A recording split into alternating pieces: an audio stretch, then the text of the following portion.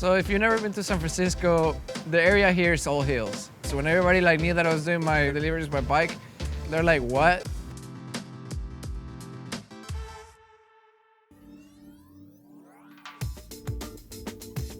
My name is Victor Aguilera. I'm the chef and owner from Arepas En Bici here in San Francisco. I mainly focus on Venezuelan cuisine. I deliver most of the times by bicycle. I do pop-ups around the city and private dinners. It's a lot of word of mouth. There's always ways to really find where I'm at. You just gotta reach out and I'll always answer gladly. Tita, tengo empanadas, tengo tequeños. Sí, tengo una vegana también. ¿Quieres una vegana? ¿Regular o frita? Okay. Arepas En Bici is mainly focused on Venezuelan cuisine. It's all snacks, arepas, empanadas. When I first moved to San Francisco, I realized there wasn't enough Venezuelan food. The Venezuelan food that there is wasn't the greatest. I really put it to myself to really show Venezuelan food out in San Francisco. Every arepa place may have the same arepas, but I think people can feel the love that I put into the food that I make. I have the arepa de pabellón, which the beef takes about 8 hours just to put together. The sauce takes about 3 hours just to make. The chicken will take about 1 hour to 2 hours. I've got a system where I can do everything at the same time. In my kitchen, I've set it up where I'm able to really multitask and get things done. But as a normal person doing everything that I do, good luck. I always make my own masa because arepas have to be freshly made. So this is like one of the main products that we use is harina pan. By the way, if another Venezuelan sees me mix this with another whisk, he's gonna be like, how is that even possible? It's possible. Venezuelans always mix their masa by hand. That's what we got taught us. And you do add the water, always add the water first, because if not, you're gonna have like a really rough dough. And then I just put some muscle into it. I just pretty much shape like a ball and then I slap it. I'm pretty sure all my neighbors are always wondering what I do every morning because all they hear is let it cook good in both sides. Usually it takes about 5 to 6 minutes. Once you can see that it slides, you can go ahead and flip it already. We're gonna go fry some plantains for the arepas. This is ready to go. I like to give it a little color always. This is arepa de pabellón. This is the most popular and most traditional arepa in Venezuela. It's got shredded beef, black beans, fried plantains, and shredded cheese. I added a little vegan guasacaca on the bottom for extra flavor. The masa itself for the arepas, they're gluten-free, and it's made every day fresh. So you're getting a very, very fresh item, and it's full of flavor. It's not only savory, but it's sweet. So these are like my pride right here. These are tequeños. They're Venezuela's more popular snack. And it always comes with a side of guasacaca. Guasacaca is an avocado aioli. It's not guacamole. And if you see it, when you open it, you will get a lot. It's just filled with cheese. It's delicious. We try to be as eco-friendly as possible. So our delivery always will be on bicycle. Actually, I have denied several times contracts for DoorDash and Grubhub because I know they're just not gonna offer bike delivery, and that would really ruin the name of Arepas En Bici, which means Arepas on Bike. It's a single gear bike, which means it only has one speed. The moment that you start pedaling, the pedals are gonna launch you off the bike. You can add brakes to this type of bike, but you can really stop your wheel in the middle of movement as you go in order to stop. You don't stop completely, you sort of skid. I'd say I'm pretty good at it by now.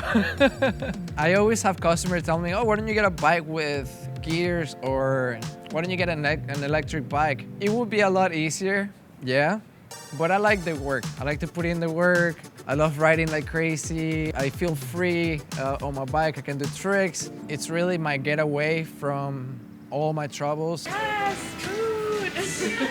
How was your ride? It's fun. Honestly, it really was. And the weather's perfect today too. Yes, it is. I'm so happy it's not raining today. I work really hard because I got raised to work hard. I grew up in Venezuela. I was raised by my grandparents mainly. I moved to United States in 2003. I started my culinary career when I was 16. My father had to leave the country. When I was young, I was really in a pretty dark space. I found a job in the kitchen. I started as a salad person. From the salad person, I moved to the fryer. From the fryer, I moved to the wok. I was working at a Japanese restaurant. And on my days off, I asked the chef if I could come in and train to do sushi. My partner at the time wasn't the best partner and got me to try opiates. Back then, it was around 2007, 2008. We had a really bad opiate crisis and I fell on it. It took me between depression and a lot of things, it just took me down. It ruined my relationship, it ruined my friendships with friends that I had. My family didn't really want to deal with me anymore. It was a hard spot. I moved to Orlando and I started working for Jimmy John's. And Jimmy John's had a delivery program by bicycle. I started meeting people that rode bikes, made really, really good friends, was doing really, really good. After getting arrested for a DUI for sleeping in my car, I just sort of hit like bottom. I got fired from my place and I landed a job in this restaurant, and the chef that was there ended up being a really good role model. And sorry, it's tough. It's tough to talk about it. You know, I started playing bike polo, and once I started playing bike polo, it just gave me it really gave me a meaning. I have like this competitive fire inside of me, and I guess I was craving something to really release all that. I've been clean for 11 years of opiates, and cycling was the one thing that gave me like a hobby and a better crowd of people. So today we're doing a pop-up at Maze. So right now I'm packing some tequeños. Those are the main sellers tonight. I'd say this is like about the hardest part of the pop-up. Loading up and loading out, taking everything there. This is where it gets tricky because I have one of those old school elevators. So I have to like hold the double doors most of the time, and it's very challenging.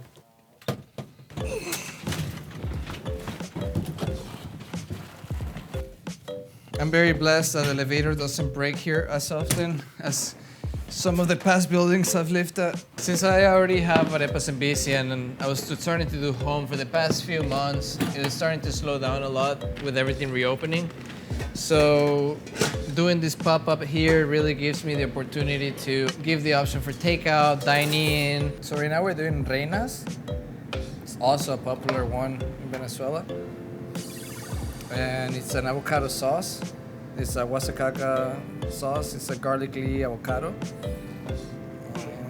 It's shredded chicken. Yeah, my dad was like, I've never seen arepas that big. I'm like, now you have.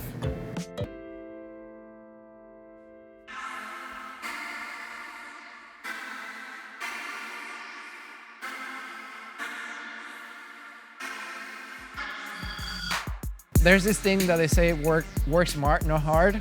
I'm not the smartest in the business-based area. My knowledge running a business reaches a limit, which I'm trying to learn more and more and more to try to make it easier. I do a lot of the things on my own, so that itself is a lot of work. But when you see it sell and just allow, you know you did something right. It's hard work to be a chef, that's for sure.